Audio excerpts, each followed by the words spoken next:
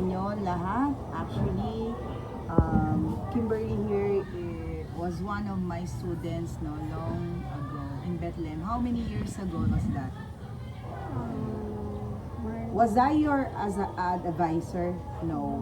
Okay. So I was your teacher, science teacher. Okay. So I was teaching in DepEd for more than 26 years now, and I handle MAPE, specifically MAPE for about 19 years because I was assigned as a grade 6 teacher when I transferred in Baliwag from Balagtas, Bulacan. So when I got the advice that I should be transferred to Baliwag, the first thing that was given to me is to handle the grade 6. So back then, I really wanted to teach science only, but then nobody took the subject MAPE. So parang ano na lang, napilitan ako na to take over and take the MAPE. Actually, you won't be coaching any in the athletics. You won't be a coach if you're not a MAPE teacher. So I need to take part to be become a coach of any sport. I have to be a MAPE teacher. So being a taekwondo coach, I also need to handle MAPE. Part of the physical, MAPE is part of physical education rather is part of the MAPE. One of the components of MAPE. So your first question is? My first question is, how did you become a music teacher and how long have you been teaching music? Okay, so I've already answered that from the interview that so I did not choose to be a MAPE teacher. It was assigned to me because nobody wanted to become a MAPE teacher. So I've been teaching MAPE for music specifically for 19 years. Second question, where are you currently teaching and state your past experiences connected to music teaching? Okay, so I am currently teaching in Baliwag South Central School as a grade 6 teacher. For my past 7 or 8 years in Balagtas, I'm handling grade 3. So there is also, during that time, it is not MAPE, it's MASEP. So very basic lamang ang teaching of the music and the other components of the MSEP during that time. And with regards to music, we're just singing. I'm just teaching them how to sing, to clap, telling them how many notes there are, but not the musical composition itself. So maybe and perhaps they say that I can also sing. The reason why they assigned MAPE to me so that I can also I can teach music because I can sing in karaoke. Okay. Third question, what are the challenges, struggles, and problems that you've been to and how were you able to overcome them? Actually, it's a struggle. It's really a struggle being a MAPE and specifically a music teacher because basically you need to be expert in the field of music. You need to be knowledgeable in the composition, the musical notes, whatever. You need to know the details how a musical composition is, and also it should be that I can also play a musical instrument. But then I was only 16 at the time when I was playing the piano with my cousins. But then, ewan ko ba, I cannot remember na after my 4 operations, kasi nakakaapat na ako ng general anesthesia. So, I think part of my youth ay parang na-disintegrate ako and then I was once a choir in the Mount Carmel, no, in Sabang.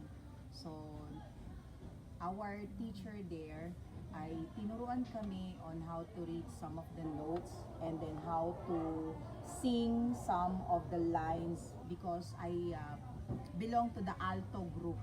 So I'm an alto singer from the choir that I belong to. So ang problems ko ay yun nga, yung playing the instrument. I wanted to, I also bought a keyboard. I also have a guitar at home, but then due to lack of time, because I have other subjects to teach, I don't have the ample time to play the other instruments even if I wanted to. My Saturdays and Sundays should be together with my kids and my husband, so I have to have family bonding time during Saturdays and Sundays. So where should I be putting myself into if I wanted to play any instrument, di ba? I'm at school from Monday to Fridays by 7, sometimes up to 6 o'clock, no, in the afternoon. I'm still here doing the paperwork. A lot of paperwork are given to teachers.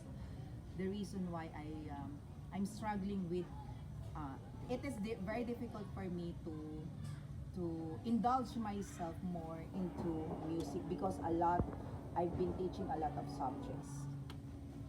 To overcome them, okay, so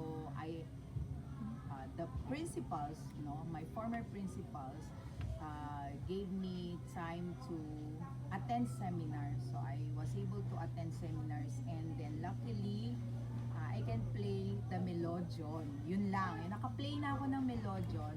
We also perform during the output task after the seminar. So, na-enjoy ko naman.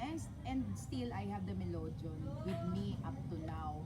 But then, some of the pieces na, or yung mga tiklado dun sa melodion, medyo sira na, kaya nga, nakapanghinayang. Kasi hindi mo naman din mapalitan siya because it's only a plastic toy. So, if the DepEd will be given as siguro yung instrument for us to play, and then siguro kung if you're only a MAPE teacher, MAPE lang yung tuturo. Kalaban ko, there's no time for me to take part in every activity at saka yung ma-enhance ko ba yung skills ko because of the time. Dahil nga, not only that I am a subject coordinator, I also am a coach, nagjajaryo, I'm a journalist, and also I handle the school page. Ako ang nagmamay-ari ng page ng Eskwelahan ng Balbos. Next. The fourth question is, what are the things you've learned from your past experience that are useful to your current teaching?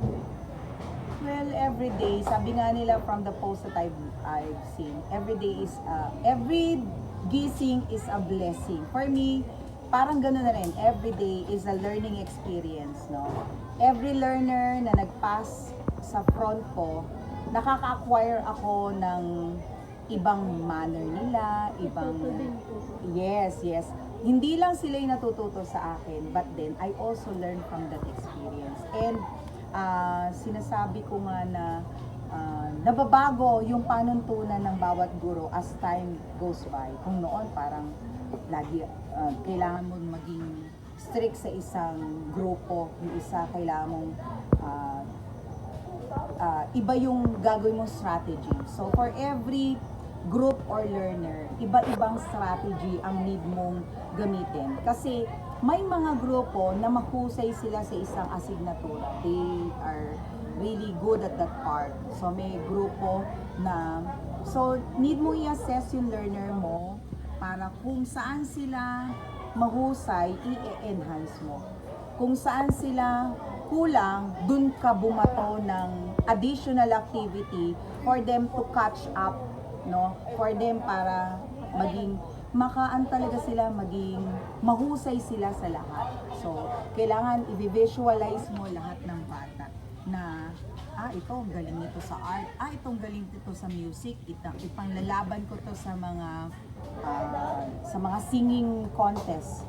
So, ginagawa ko naman din if the bata really has the guts. So, I talk to the parents, asking them for permission if pwede pa ilaban natin yung bata, iti-train ko. At kapag tinetrain ko naman ang bata, inuuwi ko pa sa bahay.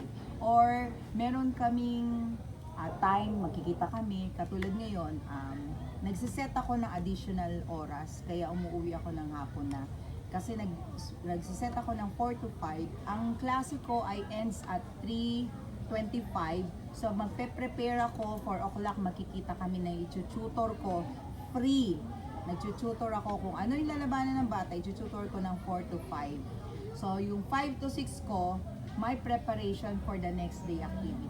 So ipe-prepare ko naman yung para sa klase ko tomorrow. So kaya 6 o'clock na ako nakaka-uwi. Yun ang nagiging trabaho ko. It's parang a daily regimen. I do not know kung pero I'm not asking the DepEd na bayaran nila kasi ano yun eh, nasa puso ko yung paglilingkod. So wala sa akin yung dapat may dagdag akong sweldo, dapat ako na yung na-promote kasi ganito yung ginagawa ko. No, it's not that, because it's my passion and I'm happy sharing what I've learned from my past experiences. So kung ano yung nalalaman ko at nagdadagdag pa, isipin nyo with my age na malapit na ako maging senior citizen, pero still nakaka-adapt ako into the computer era, no? Nakapag-layout ako, nakagagawa ako ng dyaryo from the computer, pero hindi lahat ng teachers can be able to do that. Hindi lahat kaya. Yung lumalaban ako sa tar papel making contest, nag-train ako ng mga bata para doon. So, yung mga batang tinetrain ko, naging equipped sa computer. And then, kung yung mga simple task lang ng pag-share dun sa gagawin ng mga teachers, nagagawa ko yun. Yun nga lang, parang sabi ko nga, as we age, parang meron talagang part na nakakalimot ka na. Yun na napapansin ko. Hindi ko na ma-remember even my passwords. Hindi katulad dati, no medyo bata-bata ako, lahat ng password ng co-teachers ko ay kabisado ko dahil ako yung may handle ng LIS. Pero pagdating ngayon, parang mismo password ko, nakakalimutan ko na rin. So I have to take down notes na because of age din. So, for the last question, what advice can you give to future teachers like us? Ayan, best question yan. Actually, if you are not really into teaching, wala talaga sa bloodline mo, wala sa puso mo ang pagtuturo, you quit this job. Hindi ka para dito.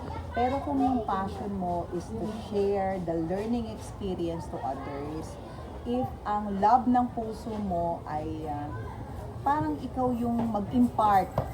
Kasi ako nga teacher na ako, pero hindi natatapos yung learning ko from one.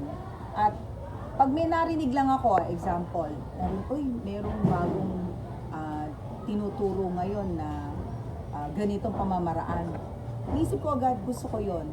When the pandemic came, natakot ako. Kasi sabi ko, paano na yung estudyante ko? Hindi ko na sila makikita, hindi ko na sila matuturuan. And then, through online, ako ng mga balita. So, naging balita, yung online na lang ang pagbabalita na nakapanood ako ng isang segment na lilipat tayo into non-formal kung saan yung teaching will become a new normal delivery. Sabi ko, ano yun?